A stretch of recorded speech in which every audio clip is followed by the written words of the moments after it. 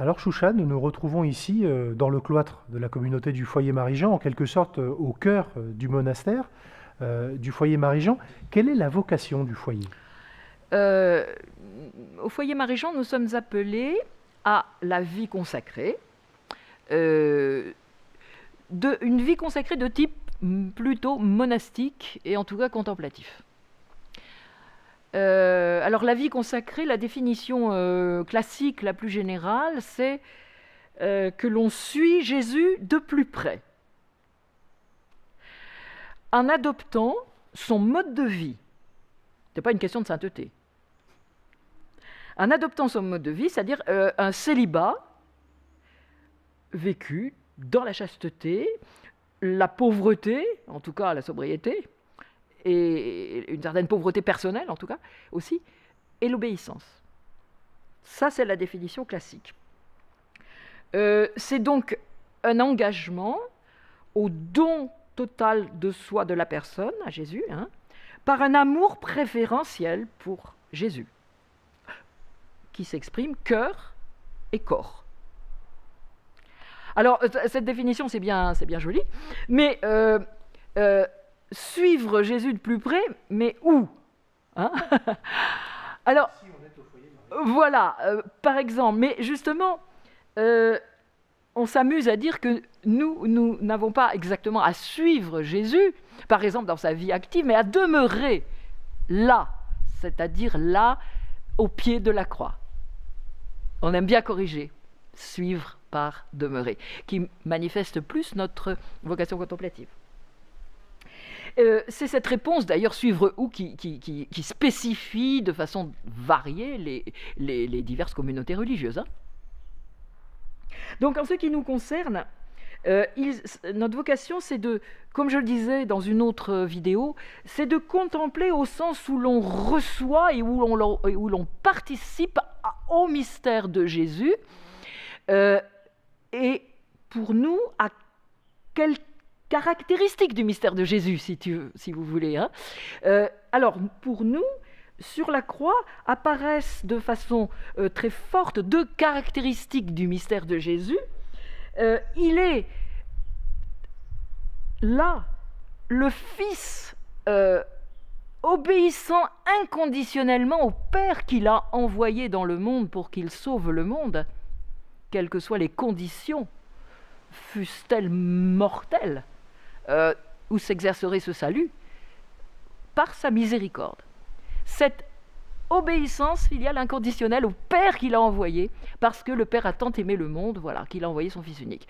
Et l'autre caractéristique de Jésus que nous voulons vivre nous-mêmes, que nous essayons de vivre nous-mêmes, c'est, je le dis aussi dans une autre vidéo, puis je le répète sans cesse, c'est cette miséricorde qui jaillit sur la croix sous ces trois formes de l'eau, le sang, qui sortent de son cœur quand il est transpercé par la lance. Ces deux aspects, cette miséricorde, c'est pour les autres, pour chacun, et l'obéissance filiale, c'est à l'égard du Père.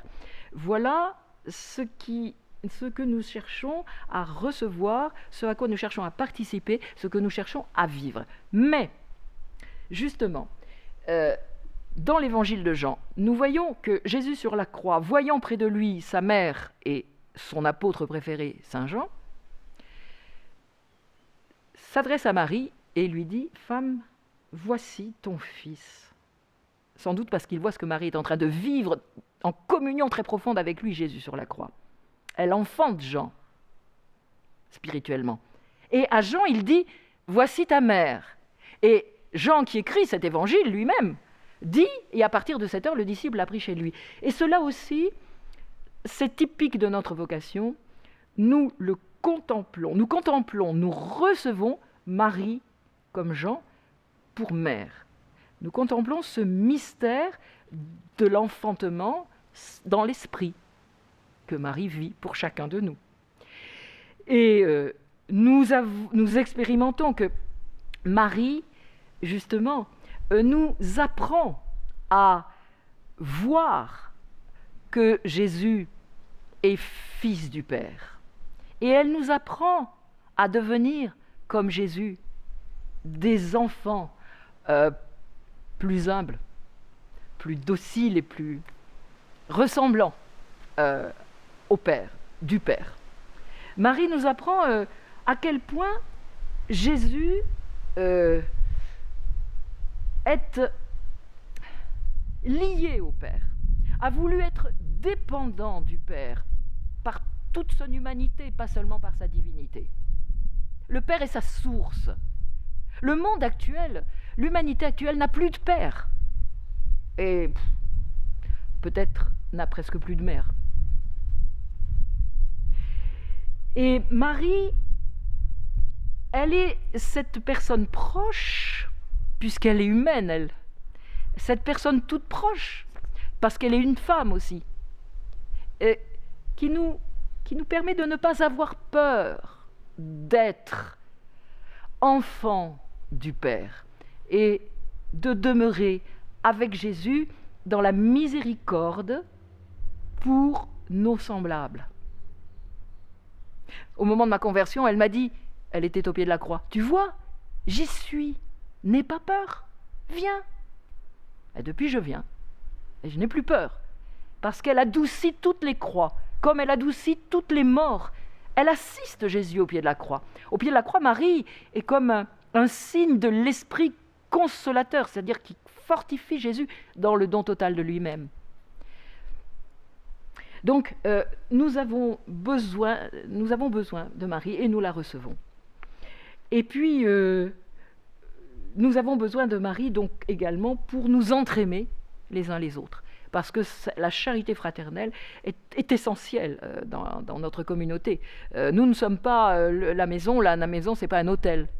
Hein, ce n'est pas un hôtel où on vient pour manger le soir et pour dormir. Voilà. Non, cette vie un peu de type monastique et contemplatif nous pousse à nous aider, à nous stimuler dans le don de nous-mêmes, dans l'amour du Seigneur, mais aussi nous aide à nous entre-guérir les uns les autres des blessures que la vie inflige à n'importe quel être humain. Hein.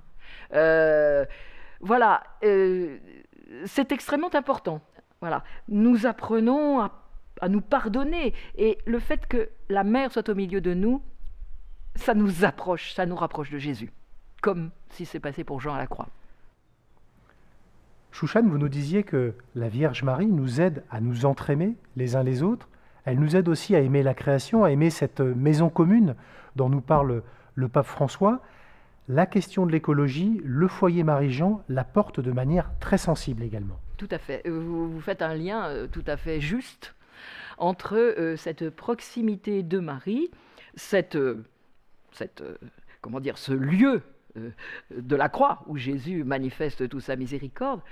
Mais oui, ça nous porte nécessairement à aimer la création. On ne peut pas, de toute façon, dire qu'on aime Dieu, dire qu'on aime le Créateur, si on n'aime pas cette création qu'il a voulu, qu'il a appelée à l'existence. Et en plus en disant c'est bon. Parce que Dieu, dans les Genèse, on voit, Dieu vit que cela était bon.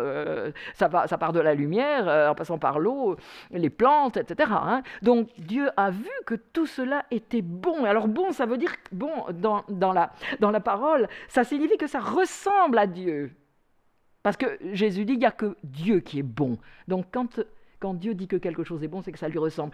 Alors, il faut faire très attention, et Marie nous aide parce qu'elle a cette sollicitude et cette attention que peuvent avoir les mères.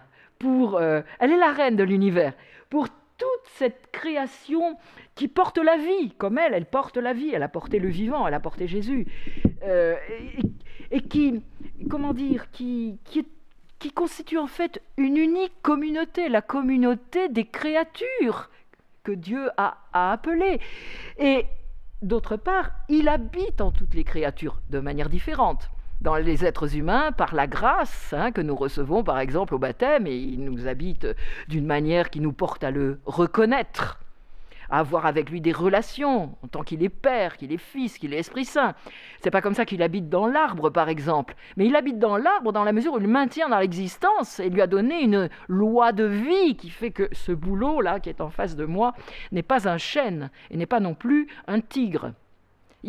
Dieu est présent, il soutient toute réalité dans l'être. Donc, mépriser la nature, mépriser les créatures, faire comme si on n'en avait pas besoin, les asservir, les dominer, ça ne peut venir que d'une volonté de puissance complètement aveugle, parce que, en plus, par elle, nous vivons par elle. Nous vivons grâce à l'air, nous vivons grâce à l'eau, nous vivons grâce etc., à d'autres créatures animales. Nous vivons, voilà, et parce qu'il n'y a pas simplement vivre d'ailleurs la vie au sens les besoins de la vie, mais nous avons besoin de la beauté de la nature aussi.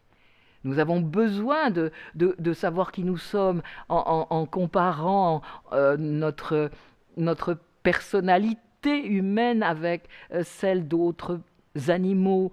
Nous nous définissons par les différences. Et c'est toute une coopération qui est... L'artiste a besoin de la nature aussi. Comment... Donc, c'est être aveugle. C'est être aveugle. Et Marie nous permet d'avoir une relation beaucoup plus fraternelle, fraternelle, et pas seulement fraternelle, une relation de sollicitude pour ne pas gaspiller ce trésor vivifiant et magnifique, et tellement abondant, surabondant, mais vulnérable. Donc oui, nous aimons proposer des sessions, par exemple, d'écologie assez régulièrement. J'ai écrit un livre qui essaie de mettre en valeur les fondements les fondements que le christianisme, la foi chrétienne peut apporter à l'écologie.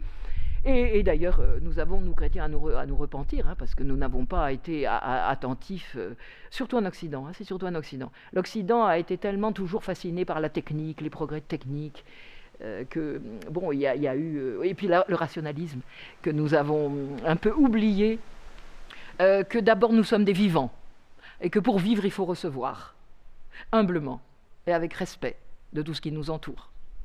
Oui, je ne sais pas, je pourrais dire d'autres choses, mais je ne sais pas. Merci beaucoup, Chouchen. Avec plaisir.